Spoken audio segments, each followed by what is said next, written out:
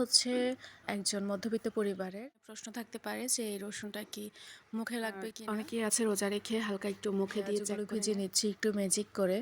আসসালামু আলাইকুম রহমতুল্লাহ, সবাইকে রমজানের শুভেচ্ছা জানিয়ে আজকের এই ভিডিওটা শুরু করছি। আজকের ভিডিওটা হচ্ছে প্রথম রমজানের ভিডিও। আর এই যে দেখতে পাচ্ছেন 3টা বেজে গেছে এবং আম্মু হচ্ছে সমস্ত রকম ইফতার আইটেমের সব কিছু রেডি করে দিয়ে গেছে। এখন হচ্ছে আমি আস্তে আস্তে ইফতারগুলো তৈরি করে নিব। যেহেতু এখন ইফতারের অনেক সময় আছে, তাই আমি এখন ছোলাটা তৈরি করে নিব। এখন আলুর চপ পেঁয়াজগুলো ভেজে নিলে পরবর্তীতে খেতে কিন্তু মজা লাগবে না। এখন আমরা সরিষার তেল দিয়ে রান্না করার চেষ্টা করি, তো প্রথমে সয়াবিন তেল দিয়ে দিয়েছিলাম, তাই এখন আবার সরিষার তেল দিয়ে দিচ্ছি। পরিমাণ মতো তেল দিয়ে দিব। গরম হওয়ার পরে হচ্ছে এখানে আমি পরিমাণ মতো পেঁয়াজ কুচি দিয়ে দিচ্ছি। তারপরে পেঁয়াজটাকে হালকা পাতলা একটু ভেজে নিব। যখন পেঁয়াজটা হালকা একটু ভাজা হয়ে যাবে তখন আমি দিয়ে দিব হচ্ছে এখানে রসুন। তো আমাদের রসুন পেস্ট শেষ হয়ে গেছে, যার কারণে এখন হচ্ছে আমি থেতো করা রসুনটাকেই দিয়ে দিব। আপনারা চাইলে এখানে রসুনের পেস্ট ব্যবহার করতে পারেন। তারপরে এটাকে ভালো করে ভেজে নিব। প্রশ্ন থাকতে পারে যে এই রসুনটা কি মুখে লাগবে কিনা। এটা ভালো করে ভেজে নিলে এবং রান্না করতে করতে এটা কিন্তু গলে যায়, এটা মুখে লাগে না। আপনাদের যদি ঘরে রসুন পেস্ট করা না থাকে এইভাবে কিন্তু থেতো করে দিতে পারেন, ভয়ের কিছু নেই। দিয়ে দিচ্ছি কাঁচামরিচ কুচি পরিমাণ মতো, দিয়ে ভালো করে একটু ভেজে নিয়ে তারপরে এটার মধ্যে হচ্ছে আমি আদা বাটা অ্যাড করব। আদা বাটাটা যদি আগে অ্যাড করা হয় তাহলে কিন্তু এই মশলাটা জলদি পোড়া লেগে যায়, তখন আর এই পেঁয়াজগুলোকে ভালো করে কষানো যায় না, তাই একটু শেষের দিকে আমি দিয়ে দিচ্ছি স্বাদ মতো লবণ। আসলে রোজা রেখে যে কতটুকু স্বাদের লবণ দিতে পারছি তা তো আর জানি না, পরিমাণ মতো চোখের আন্দাজেই দিয়ে নিচ্ছি।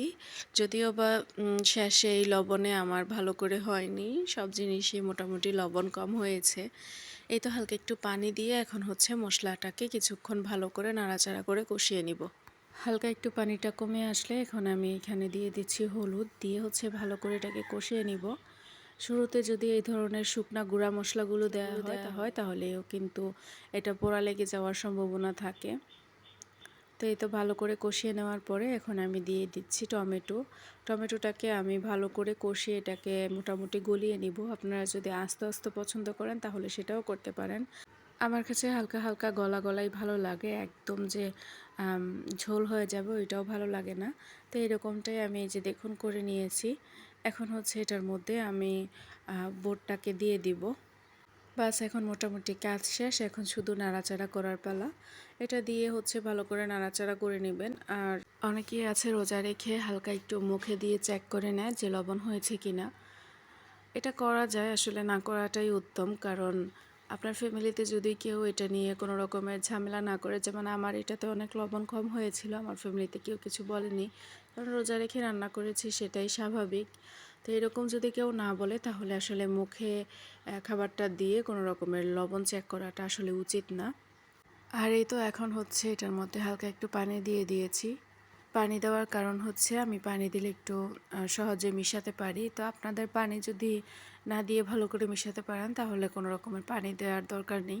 আমার কাছে মনে হয় পানিটা দিলে একটু আলুটা ভালো করে মিশে এবং আঠালো আঠালো ভাব হয়।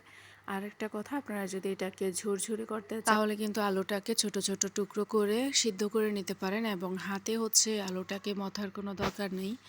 যারা আঠালো খেতে পছন্দ করেন তারা আস্ত আলুটাকে সিদ্ধ করে নিতে পারেন, তারপরে হাতে মধ্যে এটার মধ্যে দিয়ে দিবেন।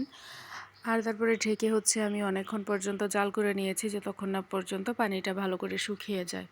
আর এই যে দেখুন পানিটা শুকিয়ে গেছে, এখন হচ্ছে আমি একটা বাটিতে সার্ভ করে নিব। আর হ্যাঁ, শেষে কিন্তু ধনিয়া পাতা এবং জিরার গুঁড়ি দিয়েছিলাম, যেটা বলতে ভুলে গেছি। তারপরে এই জিনিসগুলো দিয়ে ভালো করে নাড়াচাড়া করে তারপরেই হচ্ছে আমি সার্ভ করেছিলাম। আর এই হচ্ছে আমার বোটার ফাইনাল লুক। যারা আমার মতো এত একটা ভালো রান্নাবান্না করতে পারো না তাদের জন্যই ছিল এই রেসিপিটা। আর এখানে হচ্ছে আমি এখন খেজুরটাকে একটু ভিজিয়ে রাখছি। ভালো করে না ভিজালে কিন্তু খেজুরটা থেকে একটা যে উপরের আবরণটা আছে সেটা ওঠে না, আর সেটা আমার মুখে লাগলে ভালো লাগে না। তো যাই হোক, তার জন্য এটাকে এখন ভিজিয়ে রেখেছি।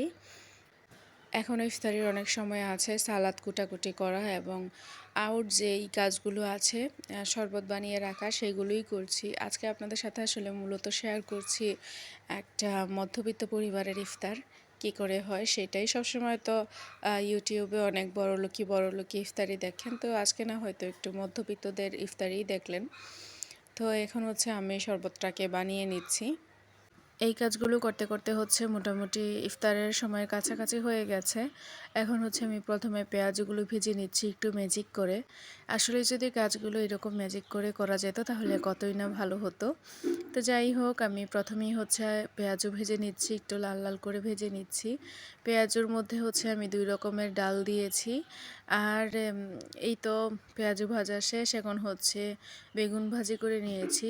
এই জিনিসগুলোর যদি রেসিপি আপনাদের জানতে হয় তাহলে কিন্তু অবশ্যই কমেন্টে জানাবেন।